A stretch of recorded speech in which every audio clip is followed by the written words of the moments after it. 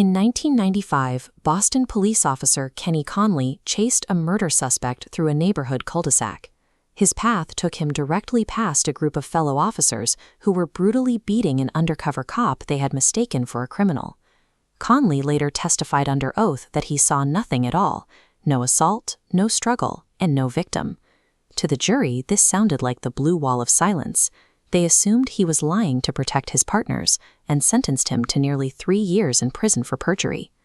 But the scientific evidence suggests a different possibility. It is entirely plausible that Conley was being honest, and his brain simply filtered the violent assault out of his conscious reality while he focused on the suspect. We believe that looking at something is the same thing as seeing it.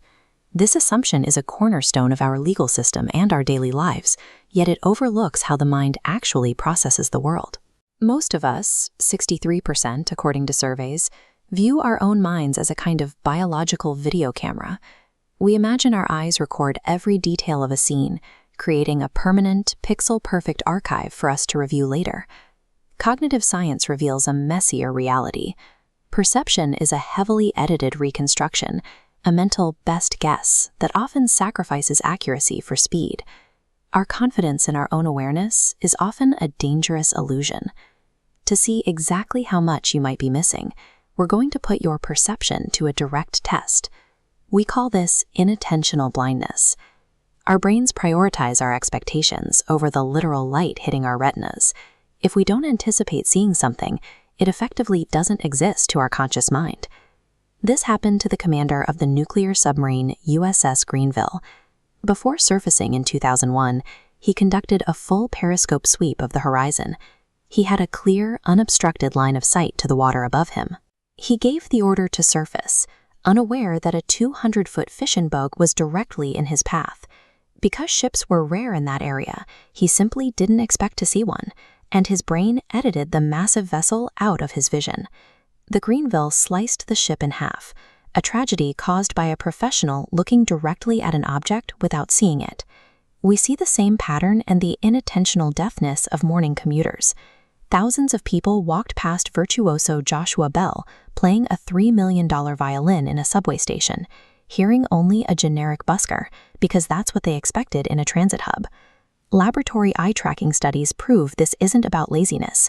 People can stare directly at an unexpected object for a full second and still fail to register it.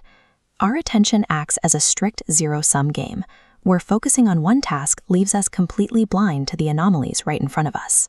Most drivers feel safe using cell phones because they stay within their lanes, unaware that their mental resources are reaching a breaking point. These gauges illustrate a cognitive bottleneck. Driving while talking on a hands-free phone creates the same level of impairment as being legally intoxicated because the brain's limited bandwidth is consumed by the conversation, leaving no room to process a sudden hazard on the road.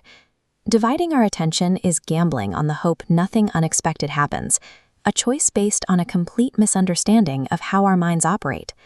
Look at these words and commit them to memory right now. Bed, rust, awake, tired, dream, wake, snooze.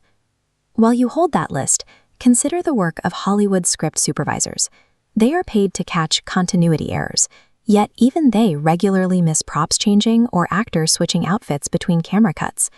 We suffer from moment-to-moment memory failure because we don't store the world in high definition. We remember the general idea of a scene and let our brains gloss over the specifics.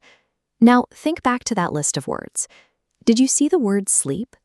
The word sleep was never there. Your brain utilized reconstructive memory, storing the gist of the list, and then inventing a logical detail to fill in a gap that felt right. We treat our memories as stable records, yet they function more like a collection of inferences.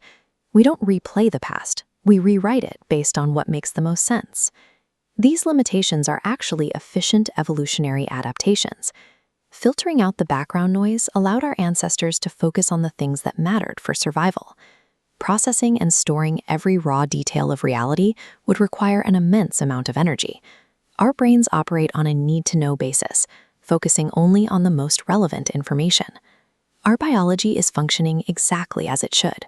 The problem is that our modern high-speed world demands a level of constant, perfect awareness that our minds simply weren't built to provide.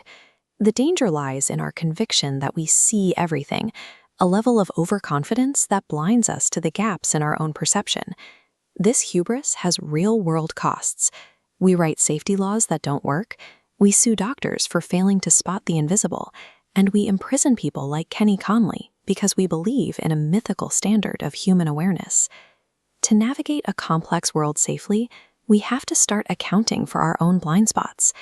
Only by acknowledging the limits of our minds can we begin to see the world as it actually is.